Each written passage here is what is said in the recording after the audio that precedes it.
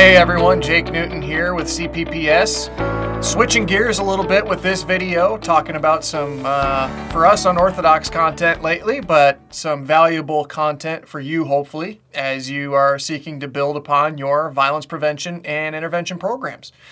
What I'm going to talk about for this video are a couple of the pros and a couple of the cons when using an outside party to help building out your program.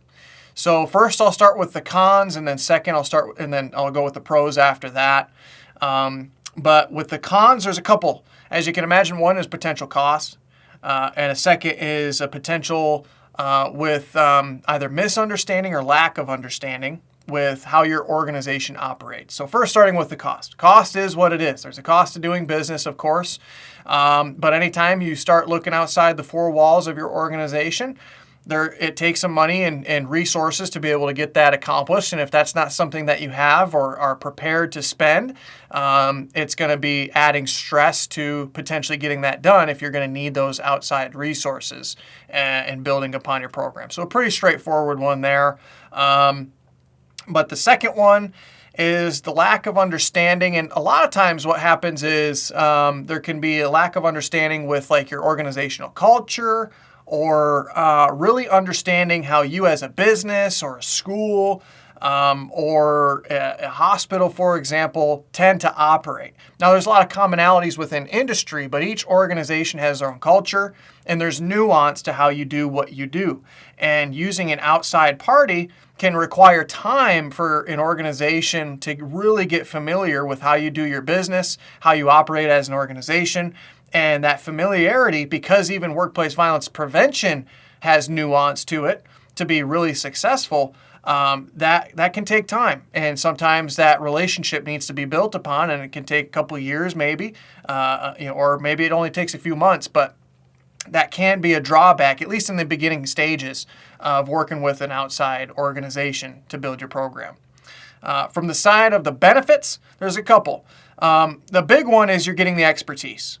Now, that's kind of in tandem when you're talking about the cost of things. It's an opportunity cost. So if you want to pay, what you're paying for is the expertise. So there is that benefit. It's kind of a double-edged sword there. But when you're outsourcing these things, you tend to get an expert in the industry. You get people where this is their profession. I like to think of the analogy in the movie 300, if you've seen it, where you have the Spartans getting ready for the Battle of Thermopylae, and Leonidas is talking to the Athenians, and the Athenians think they're going to be helpful, but they're ready for war. And Leonidas says, what is your profession? And they say they're potters or they're blacksmiths or whatever. And then he asks the Spartans what their profession is. Well, they're warriors. That's what they were born and bred to do. And so when you outsource, it's similar to that analogy where you're getting an expert that is their job. That is what they do. And so they bring that value to building your program. In this space, when we're talking about violence prevention and intervention, what you're really getting, particularly lately, as this industry has continued to develop, is the expertise with behavioral threat assessment and management. There's a lot of added emphasis in that over the past several years, and it's really becoming more widely known. And that is a very powerful capability within a violence prevention program and centric to a successful program beyond that. But those kinds of skills are so valuable when you do outsource. And then, of course, there's also that credibility factor. There's the old adage of a prophet is not appreciated in their own town, right? And so you get the credibility piece where you're bringing in that external perspective, and sometimes that can help campaign things a little bit better or see things from an objective perspective a little bit more because it's fresh perspective. The second piece for the benefits is industry benchmarking. So when you have an organization where this is their profession, they work probably with a lot of organizations that are similar to yours. And I could say this is true for the Center for Personal Protection and Safety, but we have the ability to benchmark to other organizations that are similar to yours. So there's the added benefit of being able to help identify best practice as you are building your program, helping get you in alignment with what our other organizations in your industry are doing so that you can be either up to par or doing better with them.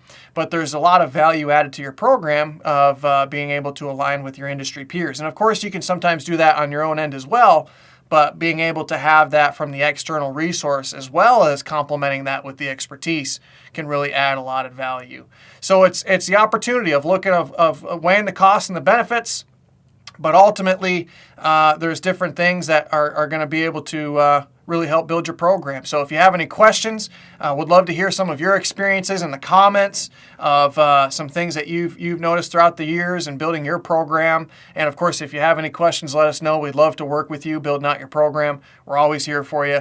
But in the meantime, take care, and until next time, thanks.